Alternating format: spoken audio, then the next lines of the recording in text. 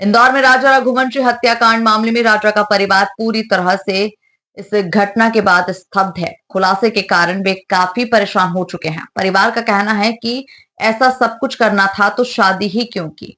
मां ने कहा सोनम की मां से बात हुई है।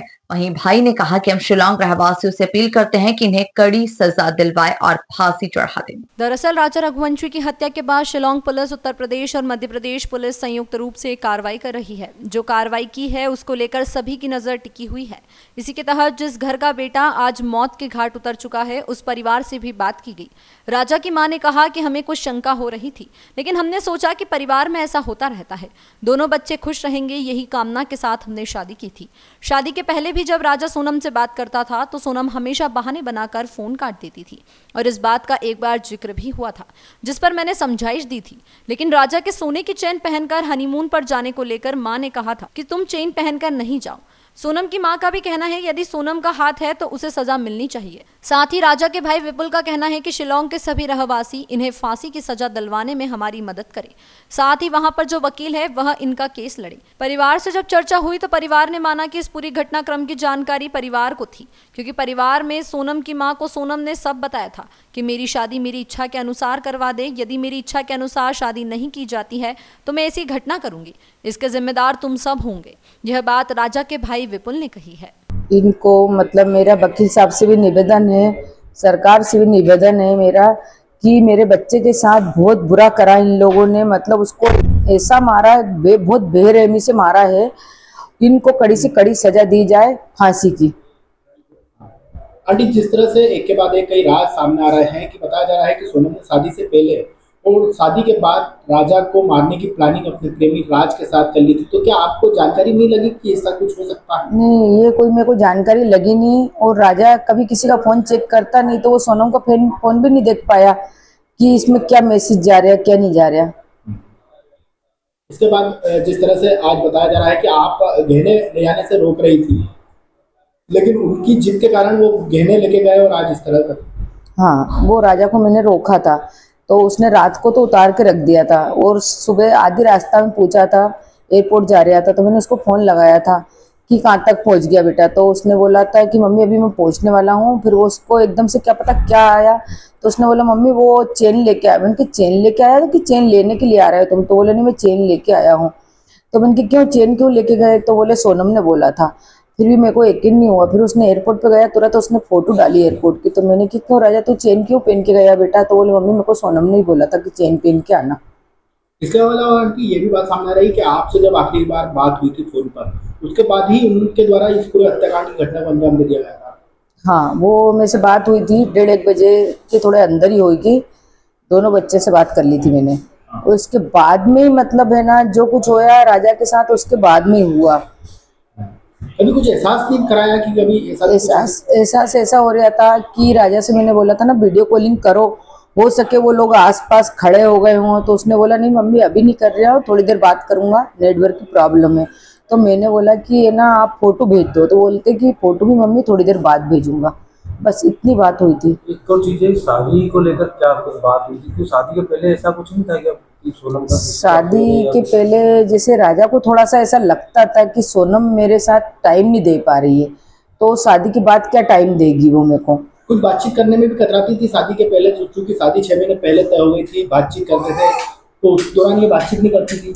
हाँ, उस टाइम पे जैसे रात को राजा बात करने के लिए अपने रूम में जाता था तो थोड़ी बहुत बात करती थी। इसके बाद में वो फिर बोलती थी मेरा सिर दर्द कर रहा है, मेरे को सोना है, तो फिर वो सो जाती थी ऐसा बोल के।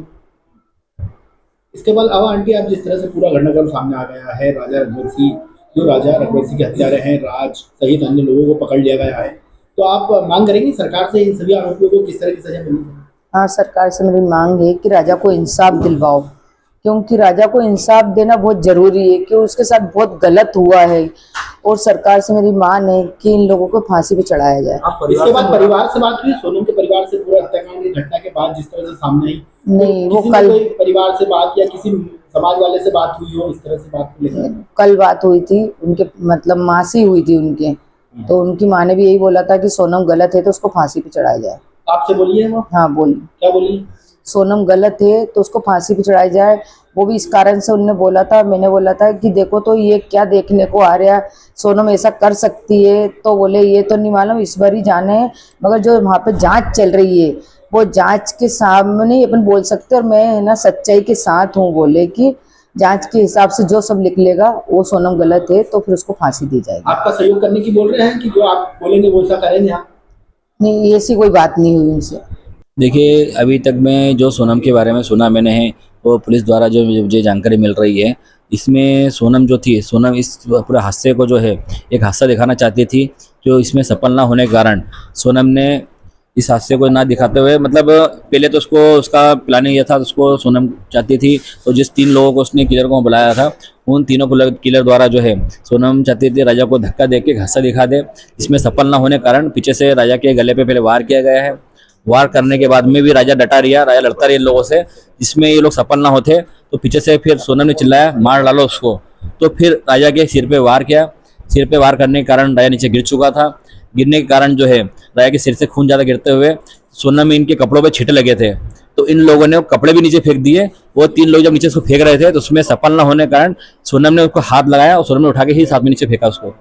क्या बात करते मैं शिलांग पुलिस से मेरा एक ही निवेदन इसके अंदर है, इसमें जितने भी सबूत इकट्ठे होते हैं उसमें बेस्ट सबूत इकट्ठे सारे कीजिए, और सारी जानकारी इसमें जो है उस प्रकार से हमारी एक मेरी इसमें विनती भी है, इसको फांसी देने की हमारी इच्छा इसमें है, इसको इन सभी लोगों को फांसी दी जाए। दूसरी हमारी एक अपील इसमें ये भी है मेघालय सर्कल से, तो मेघालय सरकार इसमें जो है वहाँ के जितने वकील साहब है वो इस केस में कहीं से कहीं तक भी इन्वॉल्व ना हो, क्योंकि एक तरफ से जो है मेघालय सरकार के द्वारा जो है, और मेघालय को हमने जो हाईलाइट किया है सोनम के कारण, उस सोनम के कारण जिस सोनम ने खुद ने उसके पति को मारा है, तो हम लोग चाहते हैं वहाँ वकील साहब जितने वकील साहब है कोई भी इस केस को ना लड़े सोनम को बचाने के लिए। दूसरी चीज़, वहाँ पे जितनी जनसंख्या है जो वहाँ पे अपने टूरिस्ट के थ्रू ही चलती है, टूरिस्ट लोगों को जो आना जाना सोनम कारण जो बंद वहाँ पे हुआ है, तो उनका पेट इसी से पलता है। तो हम लोग चाहते हैं वहाँ की सभी पब्लिक से हम लोग ये चाहते हैं तो इसमें हमारा सहयोग करें और कोई वकील यहाँ पे ना खड़ा हुआ है। सोनम की माँ का लेकर आपने जिक्र किया, क्या सोनम का मम्मी का नाम इसलिए लिया हम लोगों ने है, तो अभी हमारे परिवार द्वारा हमको मालूम पड़ा इसमें ये है, तो सोनम ने जो है, सोनम ने उसकी मम्मी को बताया गया था तो मैं जिससे प्यार करती हूँ उससे मेरी शादी करा दो, शादी नहीं कराते कभी हो तो तुम जिससे मेरी शादी कराओगे फिर इसके बाद जो हादसा होगा जो मैं करूँगी तुम सब लोग देखते रह जाओगे। अच्छा, सोनम की माँ से सोनम ने कहा था उसकी बातचीत मम्मी से बातचीत मेरी को हो नहीं पा रही फिलहाल अभी, हमारे परिवार थ्रू भी।